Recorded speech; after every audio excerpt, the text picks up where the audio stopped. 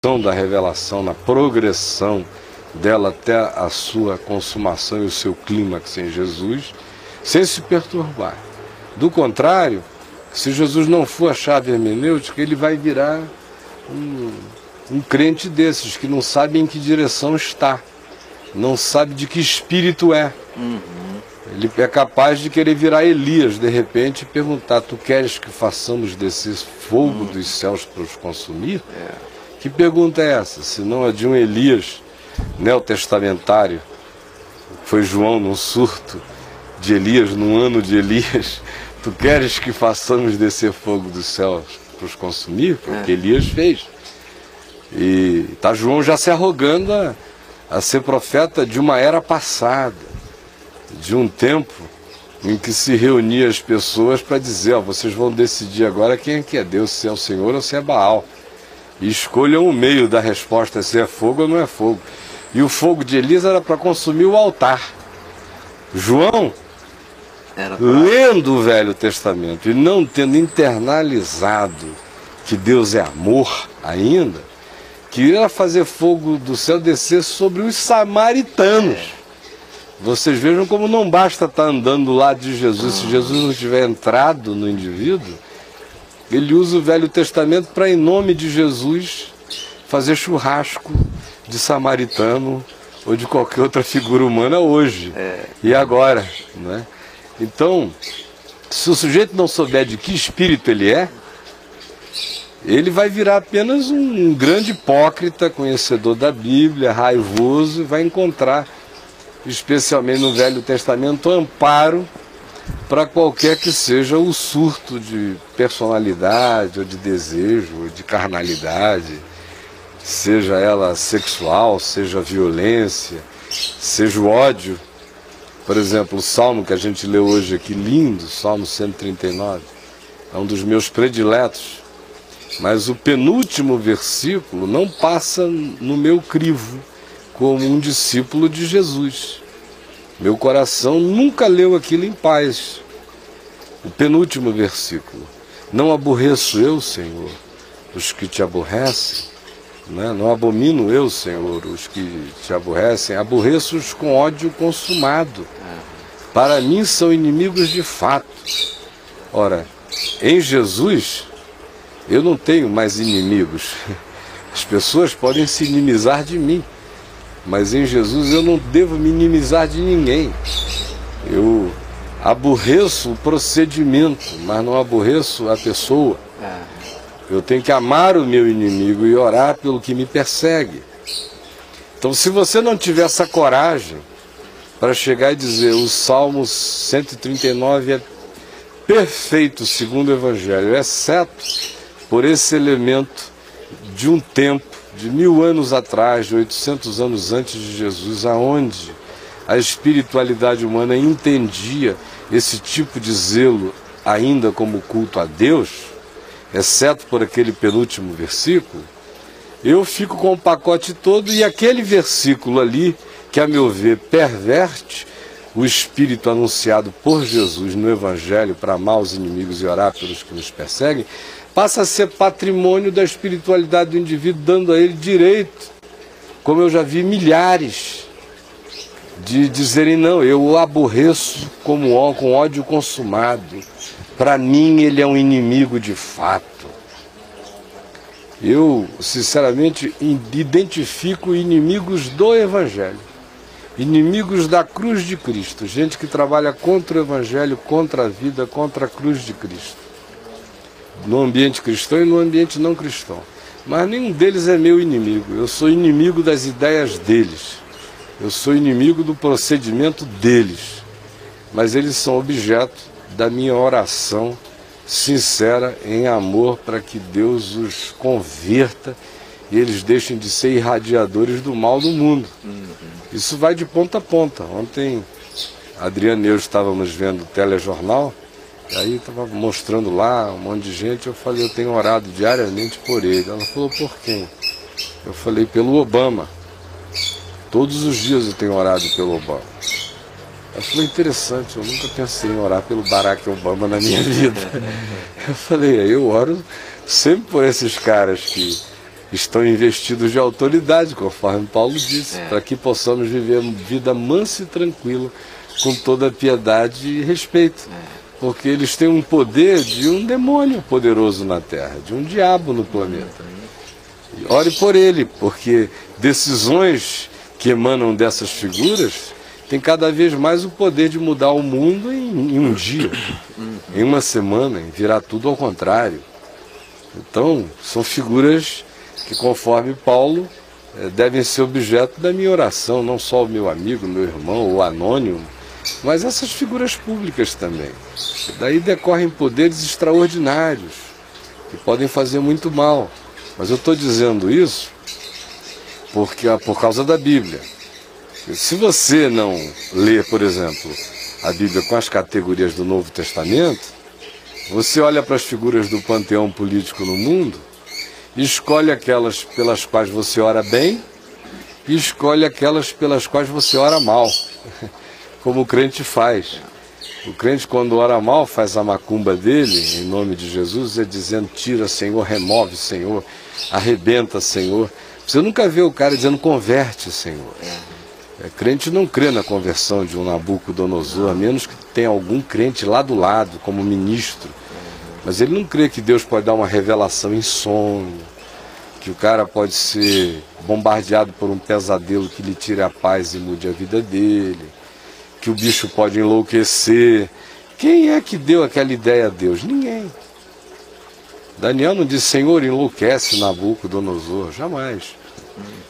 Ele estava ali fazendo o que ele podia para salvar a pele dele, o povo dele, e servir a Deus com integridade. Caio, você tem conhecimento acerca dos Gideões hoje? Porque eu lembro na década de 80, 90, Gideões como eles eram internacionais? profícuos. Não sei se ainda são em distribuição das Bíblias. Eu não tenho acompanhado. Ainda anteontem eu recebi um telefonema do Jairinho, que trabalhou na Vinde, lá, chegou garoto na Vinde há uns 20 anos atrás, ou mais. Trabalhou lá, é filho do reverendo Jairo Miranda, que foi secretário da Sociedade Bíblica do Brasil no Rio de Janeiro, e o Jairo mora aqui em Brasília e representa os Gideões. Ele me ligou querendo ir lá no Caminho da Graça, num domingo desse, desafiar pessoas a tornarem-se distribuidoras de Novo Testamento do Gideão, e também gente para contribuir financeiramente para a impressão daquele material. Eu gosto muito. Quando eu chego num hotel e encontro o Novo Testamento dos Gideões em quase todas as gavetinhas de hotel do planeta, em quase todas as línguas. E gosto muito que seja só o Novo Testamento. Porque se eu conseguir apenas colocar um Novo Testamento na mão de cada criatura humana na Terra, como cristão, eu fiz o melhor serviço que eu poderia ter feito. Mais do que colocar uma Bíblia inteira na mão de todo mundo. Porque a maioria, como eu disse, já lê a partir de algumas pré-compreensões. Sejam cristãos ou sejam cristãs pagãs, religiosas, ou sejam cristãs ou não cristãs e pagãs. Ou é o cristianismo paganizado, ou é a cultura não cristianizada, mas totalmente pagã. E que encontra uma interface extraordinária no primitivismo do Velho Testamento, para um bocado de coisa. Então, quando eu posso, eu entrego só o Novo Testamento para o indivíduo ler. Depois que ele leu e internalizou o entendimento do Novo Testamento, de Jesus, que ele leia a Bíblia por uma questão de cultura histórica universal, de saber de onde aquilo veio, mas não que ele necessariamente precise do livro como um todo, para aquilo que seja essencial para a vida, para a compreensão e para o entendimento dele. Em Jesus estão ocultos todos os tesouros do conhecimento e da sabedoria. De modo que quem tem Jesus tem tudo. Pode não saber a história do Êxodo, nem dos patriarcas, nem um monte de coisa, mas se ele discerniu quem é Jesus e o significado de Jesus, o resto é circunferência. Até porque o resto é circunferência mesmo. Até porque o Velho Testamento não é um compêndio para explicar a origem de nada. de nada, né? Cada um, com exceção dos 5 primeiros livros, os demais tiveram autores diferentes, num período aí de 1000 e tantos anos de produção daqueles textos, em fases diferentes da história, com objetivos diferentes. E o pessoal fica pensando que é psicografia, que um escriba psicografava, um Chico, Manassés, Ben Haddad, sei lá o quê. Meu Deus, não era nada disso. Isso era um processo. A mente judaica que produziu a Bíblia, que escreveu a revelação a partir de tradições orais, ou a partir da revelação que profetas receberam, não psicografava.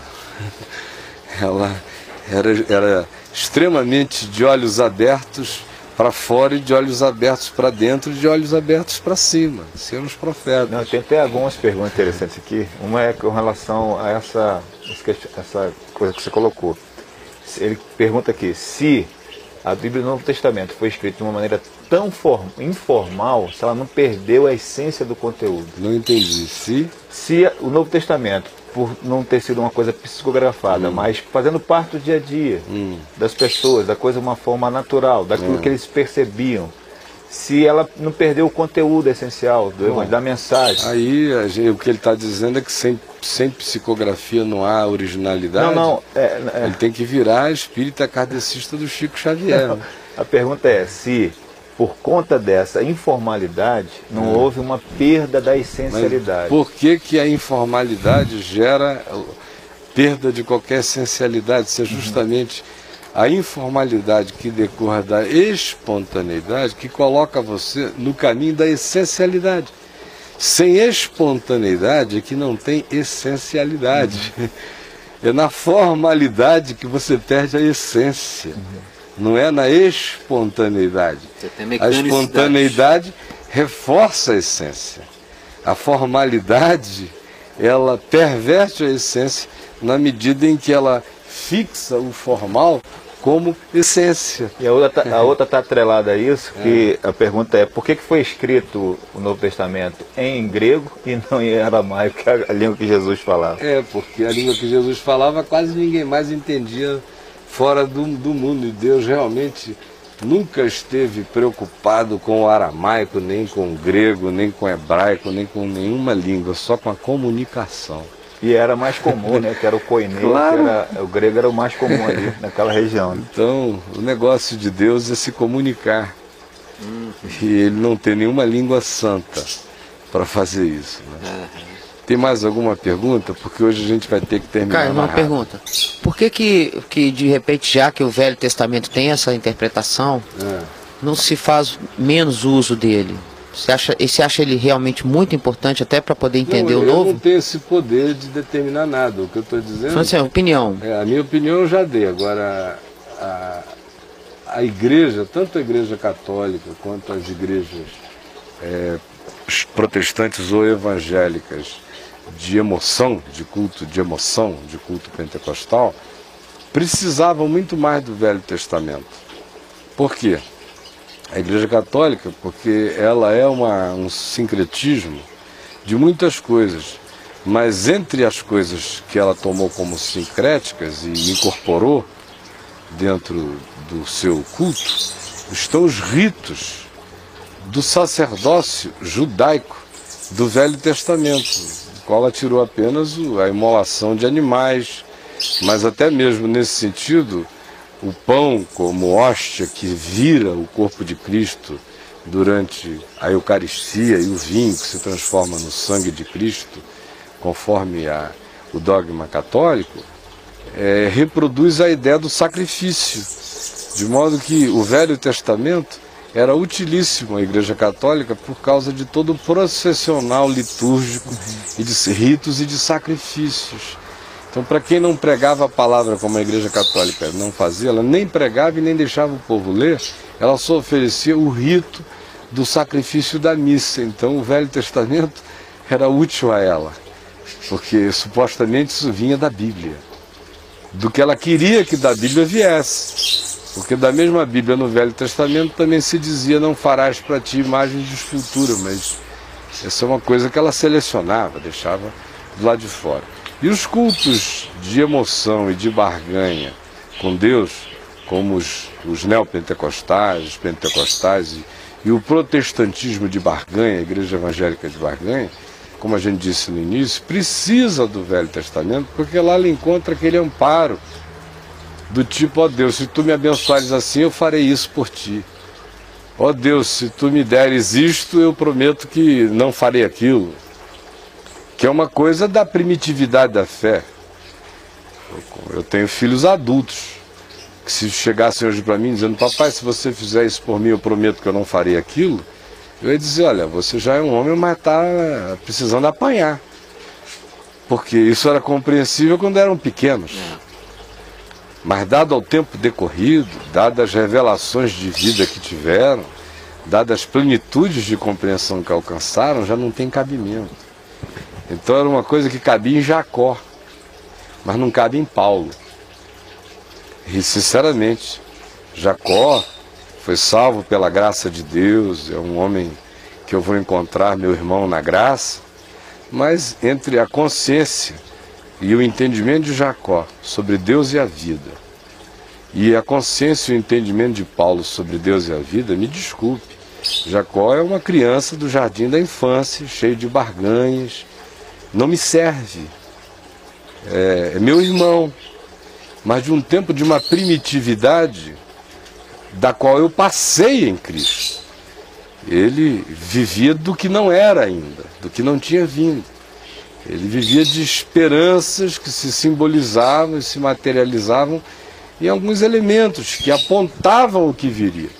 Mas depois que aquilo que era apontado como um dia a ser aguardado veio e se encarnou e disse que está tudo consumado nele, qualquer tentativa de retroação é como quem escolhe voltar para um estado de imbecilização, de apequenamento do entendimento. Porque é óbvio que Abraão viu os dias de Cristo e se alegrou e se regozijou. Mas o entendimento que Abraão tinha sobre Cristo não dá para comparar com o entendimento histórico que Paulo teve acerca de Cristo. Então, todos os que antes foram salvos o foram em Cristo, antes da encarnação, em qualquer lugar da terra. Não há salvação sem Cristo, seja ele conhecido ou desconhecido. Mas depois que ele se encarnou, eu não troco o entendimento que nele eu possa ter e que no Evangelho eu alcanço, pelo melhor da compreensão e do entendimento espiritual de quem quer que tenha vindo antes. Eu não troco a possibilidade de compreensão que eu tenha do Evangelho hoje pela que Isaías teve do proto-evangelho, porque ele profetizou 800 anos antes de Jesus se encarnar. Eu prego o Cristo encarnado. Ele profetizava a esperança da encarnação. Então, quem é que está em vantagem para discernir e compreender historicamente o significado das coisas? É Jacó na antiguidade? É Moisés lá no deserto de Midian peregrinando com o povo depois de ter passado a vida educado na corte egípcia com todas as perversões da corte egípcia? E 1300 anos antes de Jesus? Ou aquele que após a manhã da ressurreição compreendeu o significado do verdadeiro êxodo, que não tira você das garras de Faraó e nem do Egito, mas liberta você das garras da morte, do diabo, do inferno, da religião, até da lei de Moisés. Então quem é que alcançou entendimento maior? Então por que eu vou voltar para a primitividade das coisas se eu já nasci para além da primitividade delas? Isso é que é começar no espírito e se aperfeiçoar na carne. Essa é a grande angústia de Paulo, quando ele diz, olha, a sensação que me dá é que eu estou correndo em vão, porque quanto mais eu anuncio o que já é e digo o que deixou de ser, mais vocês vão se tornando discípulos de uma coisa no meio, vocês querem ficar com o que já é mais do que deixou de ser. Aí vocês estão anulando uma coisa pela outra, porque o fim da lei é Cristo, para a justiça de todo aquele que crê. Quando você lê a carta aos Hebreus, qual é a angústia? Se não essa. Pessoas que tinham entendido supostamente que em Jesus tudo tinha ganho a sua completude, estavam agora querendo fazer termos de conciliação com as coisas que não eram, que eram apenas válidas enquanto aquele que viria não tinha vindo. Mas depois que aquele que veio chegou e se encarnou, o que o anunciava como sombra perdeu seu significado diante da concreção, da materialização, da encarnação, da concretude daquele que antes era uma promessa e agora é um fato da história.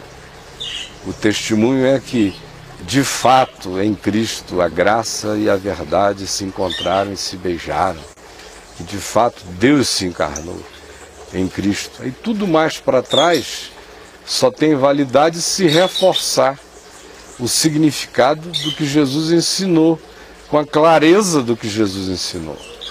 Mas se obscurecer, se relativizar, ou se quiser tornar-se um apêndice forçado do que em Jesus já elimina tudo que antes era apenas simbolização, porque em Jesus tudo virou plenitude, a tentativa de agregar essas coisas de novo com o mesmo peso é trabalhar contra a encarnação, é trabalhar contra o próprio Evangelho, de modo que nesse sentido, toda hora eu vejo o Velho Testamento sendo usado para desconstruir o Novo. Toda hora eu vejo o Velho Testamento sendo usado para minimizar as implicações do alcance da salvação, da libertação, da graça e do significado de Jesus para o indivíduo e para a humanidade como um todo. E o que o Novo Testamento denuncia como pecado. Como pecado também, sendo minimizado pelo Velho, porque no Velho Testamento, apesar de que a gente não pode acusar o Velho Testamento disso, porque todos esses homens que de fato andaram com Deus tiveram interioridade, sem interioridade ninguém anda com Deus, mas a consciência do Velho Testamento era de uma interioridade que só se expressava através de ações. O Velho Testamento carece de psicologia. Ele é extremamente comportamental. Isso. E quando você chega e vê em Jesus uma psicologia sendo introduzida mais profunda do que a lei, por exemplo, Senhor, esta mulher foi apanhada em flagrante adultério. Na lei, Moisés nos manda que tais pessoas ou mulheres sejam apedrejadas. Tu, pois, que dizes, Jesus diz, quem dentre vós estiver sem pecado, seja o primeiro que lhe atire pedra. Então, pelos critérios do Velho Testamento, o adulto era o cara que tinha praticado o adultério e tinha sido apanhado em flagrante adultério. Isso do ponto de vista da punição social dele. Um apedrejamento que receberia. Em Jesus, não tem pedra, porque sempre tem pedra. E não é da mão dos outros me julgando. É da minha consciência.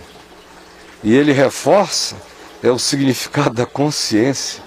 Se não surgir uma consciência dentro dessa mulher, vocês vão fazer só uma montanha de pedras. E vocês vão virar estátuas de pedra enquanto a apedrejarem. Porque quem com ferro fere será ferido, e quem com pedra pedrado ficará. Vai virar pedra também. Então no Velho Testamento, o processo, conquanto houvesse interioridade, era de uma expressão muito mais de valores que se expressavam para o lado de fora, porque a primitividade da sociedade era assim. A gente tem que sempre lembrar que Jesus se encarna depois dos gregos terem expandido a consciência humana extraordinariamente em relação à filosofia e à pré-psicologia que os gregos trouxeram.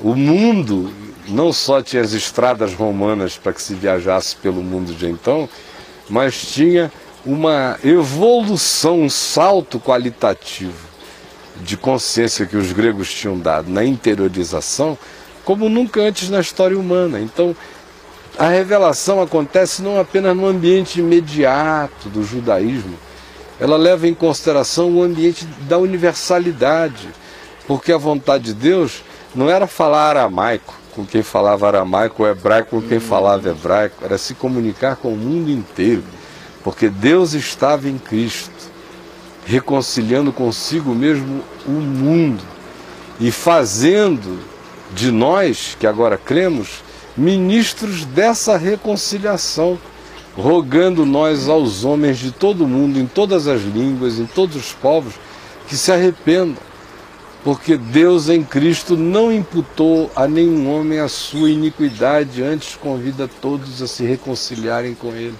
apesar de que Ele já determinou um dia, pelo qual Ele haverá de julgar o mundo inteiro, também em Cristo Jesus. Essa é a mensagem que eu tenho que levar, que todos nós temos que levar. O que passar disso, sinceramente, está trabalhando contra o Evangelho. Ainda que seja usando o Velho Testamento, a questão não é ser bíblico, a questão é ser, de fato, discípulo de Jesus.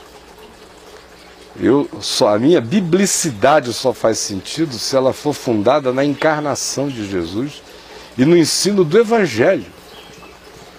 Porque o biblicismo que existe por aí, em geral, é contra o Evangelho. É um cara que quer fazer uma sistematização da Bíblia toda, aproveitar tudo até o que já caiu em obsolescência. Ele se torna um cultuador do livro Bíblia Sagrada, e enquanto isso ele usa a Bíblia, sem querer ou inconscientemente, para destruir aquilo pelo que Jesus morreu, ou trabalhar para reforçar aquilo contra o que Jesus existiu, embora aquilo fosse praticado em nome de Javé, em nome de Deus. Então, mas esses caras que fazem isso, que tem uma pergunta aqui relacionada a isso, eles são, na cabeça deles, eles passam para frente que eles são imbuídos de autoridade, como aqueles padres da época de Cliff, daquela reforma. E aí a pergunta é, o que é autoridade espiritual? Eles advogam essa coisa para eles, baseado em quê? Em nada, eles baseiam-se na pagelança, baseiam-se no paganismo, baseiam-se no sacerdotalismo judaico exacerbado, porque essa história de principais sacerdotes que a gente lê no Novo Testamento, nem no Velho tinha. Né? Isso já foi uma hierarquização posterior, mas sobretudo eles se baseiam na pagelança, no espírito do pajé absoluto, ou da figura xamânica absoluta, de qualquer que seja a perspectiva, e não no Evangelho, porque no Evangelho a única autoridade sobre todos é Jesus, a única autoridade é o Evangelho, Jesus é o Evangelho e o Evangelho é Jesus, e eu fico sabendo de Jesus ou pela pregação que me seja feita com autenticidade sobre Jesus, e a seguir, se não for invertidamente, se eu não ficar sabendo anteriormente dele pela leitura, eu ficarei sabendo pela pregação. Mas ato contínuo, eu serei introduzido na leitura do Novo Testamento. Pela leitura do Novo Testamento, se eu ler o Novo Testamento sem perverter o Novo Testamento com nenhuma outra ênfase, e o ler apenas como ele é, eu vou ver a centralidade absoluta de Jesus em tudo. E vou ver o que em Jesus já morreu e o que em Jesus continua vivo e prevalente, porque é vida. Se isso acontecer, na mesma hora acaba essa história de autoridade espiritual. Tem autoridade espiritual quem tem autoridade espiritual, não quem ocupa um cargo, nem uma função. De modo que a autoridade espiritual é aquilo que o reverendo Antônio Elias, na brincadeira, dizia, quando perguntavam a ele sobre unção. Reverendo Antônio Elias, o que é unção? Ele dizia, não sei, meu filho, só sei que uns são, outros não são. Então é assim. No reino de Deus, a autoridade espiritual não é alguma coisa que eu imputo a alguém. É alguma coisa que eu reconheço em alguém. Que tem, por causa da sua coerência de existência na palavra, por causa da sua intrepidez na fé, e por causa da sua sinceridade no serviço a Deus e ao próximo. É isso que unge um ser humano com autoridade na vida. Sem isso, ele pode ser PhD em hebraico, em dogmática, em teologia sistemática, ele pode aprender o grego, ele pode rodar a baiana como bispo, arcebispo, cardeal, pode botar um chapelão, uma mitra na cabeça, usar um báculo, mas ele é só um babaca. E vai ser apenas respeitado pelos religiosos que respeitam a indumentária, a hierarquia, a piramidabilidade da construção desse poder, ou seja, os que estão ainda pela familiaridade ao paganismo, habituados a terem os seus pajés de estimação, o seu papado natural, esses continuam nessa historinha. Agora, quem já discerniu o Evangelho, encontra autoridade espiritual aonde encontra autoridade espiritual. Eu encontro toda hora em lavadeira, em pedreiro, em gente sem nome nenhum para fora, mas que você conversa com a pessoa e você sente que a pessoa conhece a Deus. A autoridade espiritual é conhecimento de Deus. Então eu reconheço os meus cardeais, em geral, são anônimos e desconhecidos. É gente em quem eu identifico Deus de verdade. Essas pessoas, o que elas dizem, eu tenho um ouvido aberto o tempo todo para ouvir. Ainda que elas nem saibam que eu as ouço desse modo. E muitas vezes eu nem digo que assim as ouço para não gerar uma coisa ambígua no coração da pessoa. Tem gente que só consegue ser autêntica enquanto você não diz a ela que ela é autêntica. No dia que você diz a ela que ela é uma pessoa autêntica, ela começa a perder a autenticidade. Estraga. Então, uns são e outros não são. Pois é, mas baseado assim, quando você respondia as cartas, eu lia com muita frequência, e eu via que havia uma ansiedade muito grande das pessoas que até discerniam, lendo a Bíblia, esse problema da autoridade espiritual. E elas ficavam ansiosas por saber o caminho do chamado para a doce revolução que aconteceu até no coração daquelas pessoas. O que fazer, como se libertar dessas pessoas tiranas que manipulam a Bíblia em favor de si próprio? Só tem um meio, Zezinho, é ter a coragem de ser só de Jesus. Enquanto o indivíduo teme a homens, ele de fato não aprendeu o temor do Senhor. Porque o temor do Senhor me liberta do temor dos homens na mesma hora. Eu passo a reverenciar todo ser humano, porque ele é humano. Mas não por causa de um cargo, uma função ou uma autoridade a ele imputada por qualquer que seja o concílio humano desse mundo. Eu o respeitarei nesse nível seu, não por causa da ordenação que a ele foi feita pelos homens, mas se nele ouvir coerência com a palavra, consistência, sinceridade, integridade, verdade e entrega sincera e inteira de coração ao Evangelho, ele tem o meu respeito. Se eu vejo o conhecimento de Deus nele e praticado nele ou nela, ele é bispo anônimo da minha alma sem saber.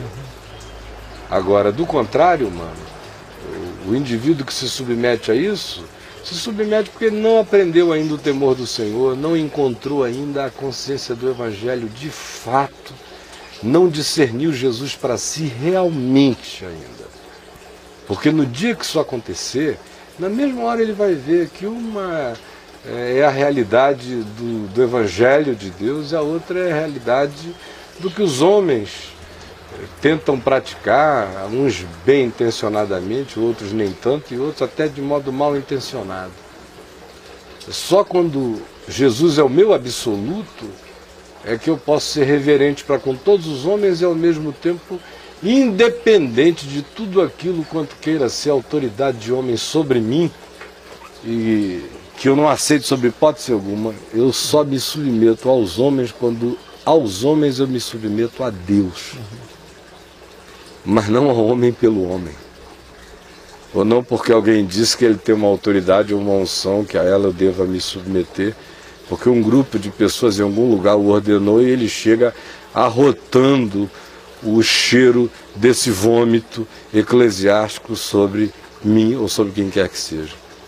Eu reconheço a autoridade onde eu revejo a autoridade.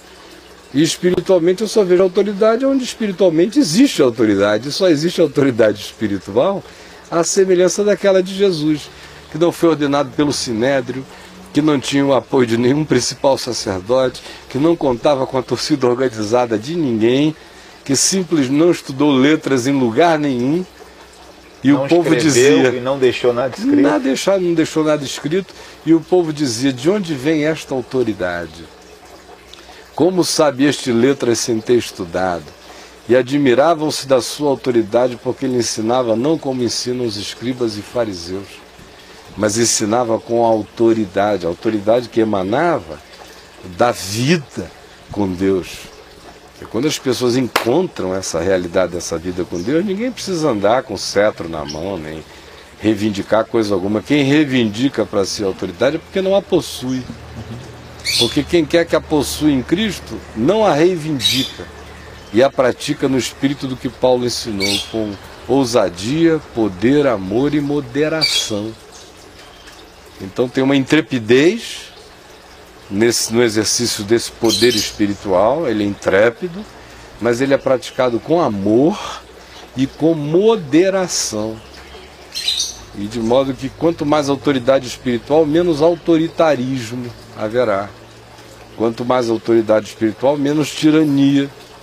E quanto mais autoridade espiritual, menos codependência também. Um líder espiritual que tenha realmente autoridade espiritual não adula ninguém. Se ele não tiraniza ninguém, por outro lado, ele não adula ninguém. Vem quem não quer não recebe um terceiro convite, nem um segundo. É como Jesus. Jesus chegava ao ponto do cara dizer eu vou, ele dizia não, você não está na hora.